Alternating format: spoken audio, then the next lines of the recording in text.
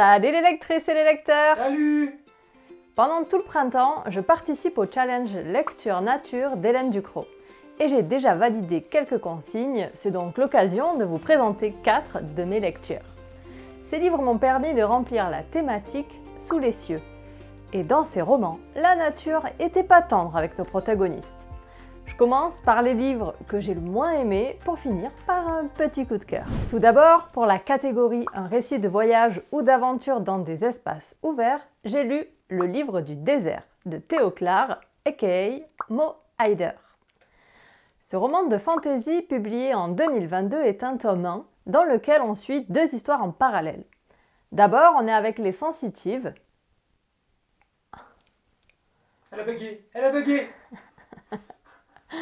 D'abord, on est avec les sensitives, un groupe d'humains venus des 4 coins du monde.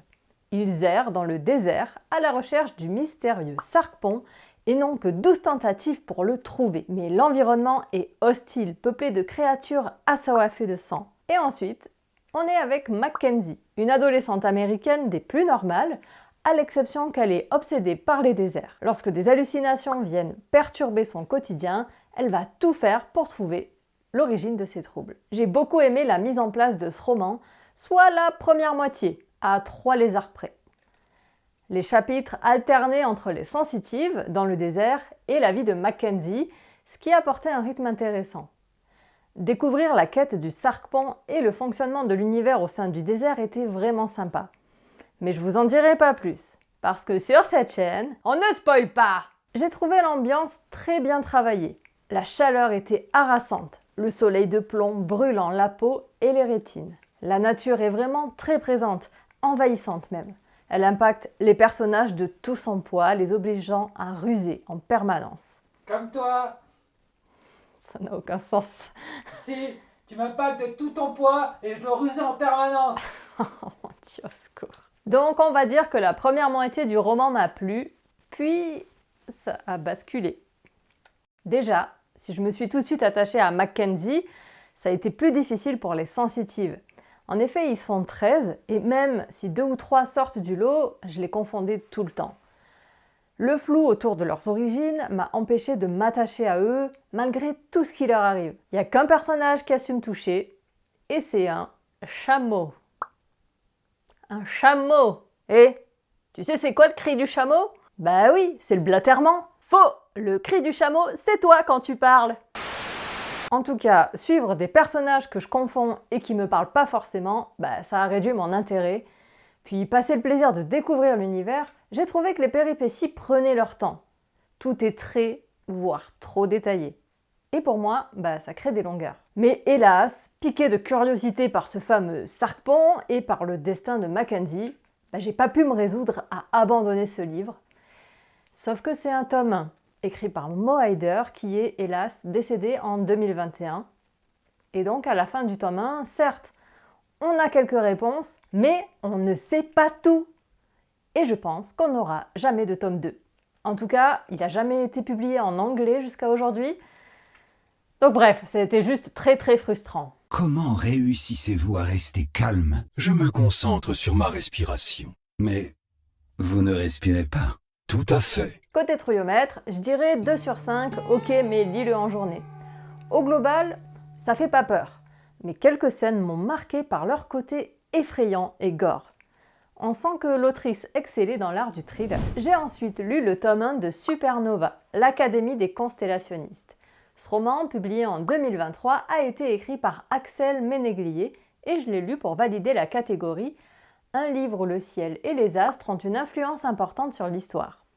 Bon, il se trouve que c'était un peu hors sujet finalement et du coup j'ai lu un autre livre pour valider cette catégorie, mais ça, on le verra plus tard. Dans Supernova, on suit le destin d'une jeune femme ordinaire qui se rend compte qu'elle appartient en réalité au peuple des constellationnistes. Ce peuple possède des pouvoirs tirés des constellations du zodiaque et pour apprendre à les maîtriser, ils doivent s'exercer dans une académie.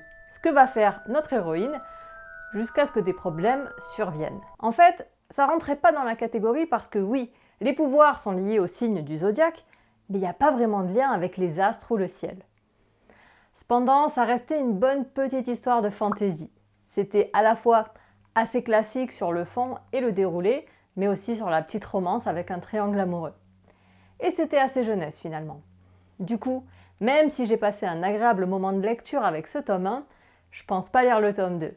Les personnages étaient sympas, mais le tout était pas assez prenant pour titiller mon intérêt pour la suite. Et accessoirement, j'ai déjà 1 milliard de séries en cours. Côté Trouillomètre, on est sur du 1 sur 5, même pas peur, avec un fantasy largement accessible. Oui, car en plus de pas faire vraiment peur, l'univers est facilement compréhensible. On reste dans une série de fantasy jeunesse avec Possession, le tome 2 des Jumeaux Croche-Mort, qui a été publié en 2024. J'avais lu le tome 1 à Halloween et j'avais vraiment bien aimé. Comme il entrait bien dans la catégorie un roman traitant de phénomènes météorologiques marquants, j'ai vu là l'occasion de sortir cette suite. Et oui, car dans cette histoire, on a un brouillard inquiétant qui envahit la ville dès la nuit tombée, et au sein duquel se tapissent des créatures super méga flippantes. Et c'est pas John, promis. Comment tu sais? Cette ville, les jumeaux Croche-Mort ont dû venir y vivre suite au décès de leur mère. Et dans le tome 1, on découvrait leur installation dans le déroutant manoir Croche-Mort. On rencontrait avec eux leurs grands-parents et les étranges habitants de Whispertown. Dans le tome 2, on continue d'en découvrir plus sur la ville et sur ce qui s'y passe. Perso, mon inquiétude n'a fait que grandir pour les jumeaux, auxquels je me suis beaucoup attachée. J'ai bien aimé voir leur histoire se complexifier au fil des pages, et quand certains mystères sont résolus, d'autres apparaissent. Du coup, moi, je veux la suite. Mais c'est pas possible, parce qu'elle sortira seulement le 25 juin 2025. Côté ambiance, en plus d'avoir un brouillard des plus suspects, l'atmosphère est humide et sombre. On est pour moi dans un horrifique soft adapté aux jeunes. Un peu dans l'esprit des chairs de poule, je dirais. Donc au final, ce tome 2 était à la hauteur du tome 1. Le Trouillomètre lui monte quand même à 2 sur 5, ok mais dis-le en journée. Quelques passages un peu gore et inquiétants font que j'aurais peut-être pas dû lire ce livre juste avant de me coucher. Et Il y a un truc qui a changé dans le décor là-bas.